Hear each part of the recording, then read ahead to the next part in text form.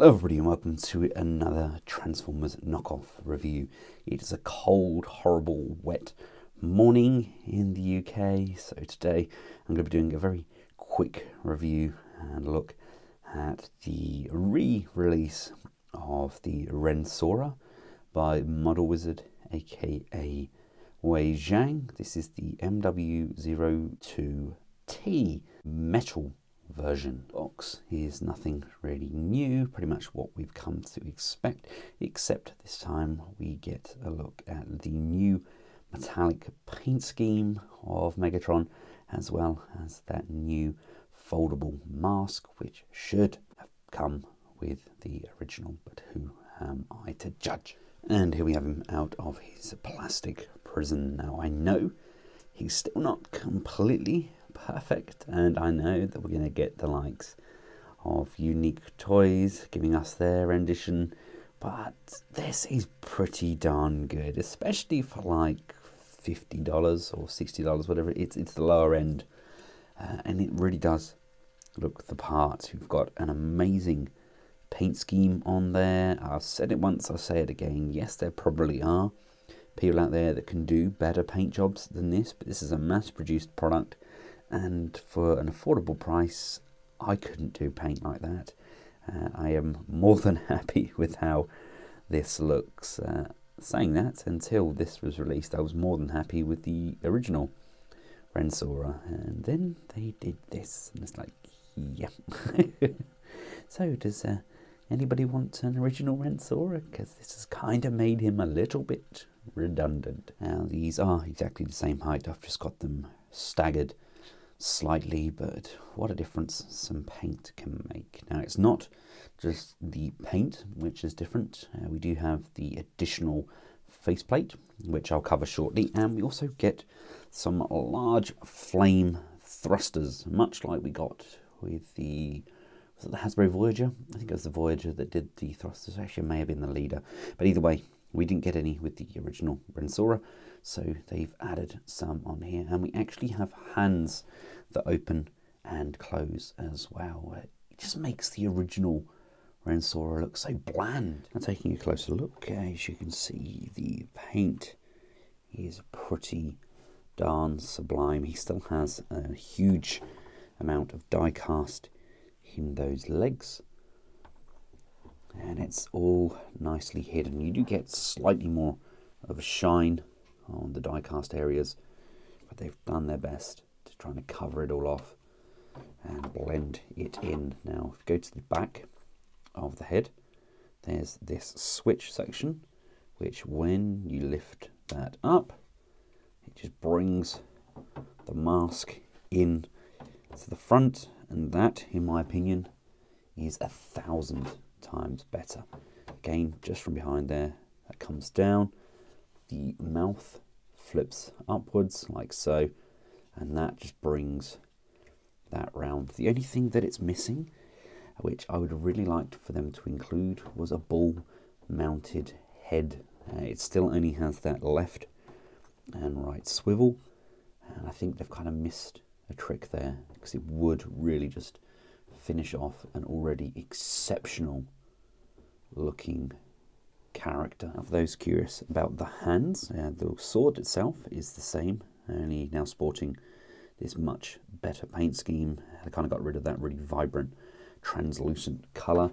The hands now have the pivot sections. So these are pinned, and much like we get with most kind of third-party style figures, and even the likes of the Hasbro masterpieces, it seems, there we get that pointing separate trigger finger, so we can have Megatron point, although I don't recall him doing so in the movie. But there's no tab or anything to hold the sword in, so you do still just slide in, and we can just close the hand off around it, and then you just pose it as you see fit. It does rotate in there nicely, but it's a very secure piece that is going nowhere. It's actually remarkably tight how nicely that holds in, and of course we do have that tilt on that hand as well. Doesn't that look good? I know Unique Toys are giving us theirs to go alongside their Challenger, and it's going to be superb. It's amazing how they do that kind of black magic and get things to transform and to work and to look as screen accurate as they do. But that being said, this is a gorgeous piece. The original props go down to Takara and Hasbro, of course, for the original design, but they've done it again.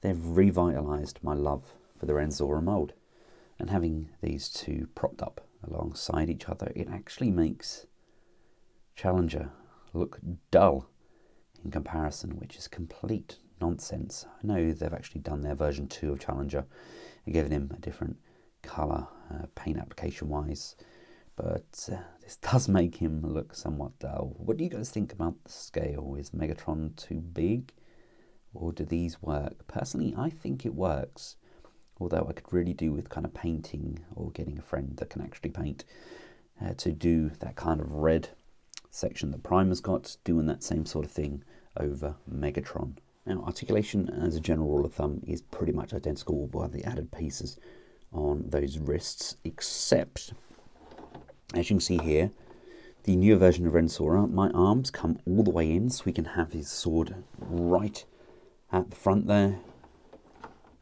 Makes a world of difference, whereas with my original, the arms are cut to come in, but it's just the way the joint sits inside there. It doesn't really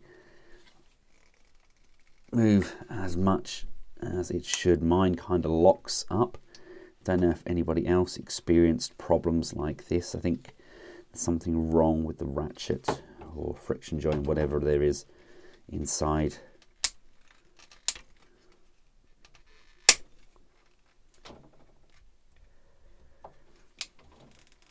They just don't move as they should, and it kind of just doesn't really want to click as well as it used to. I don't know if it's degraded over time. I'll have to take it apart and have a look. But with regards to the new RENDSORA, that joint is really nice. Let's just move that off. It's a much more fluid ratchet.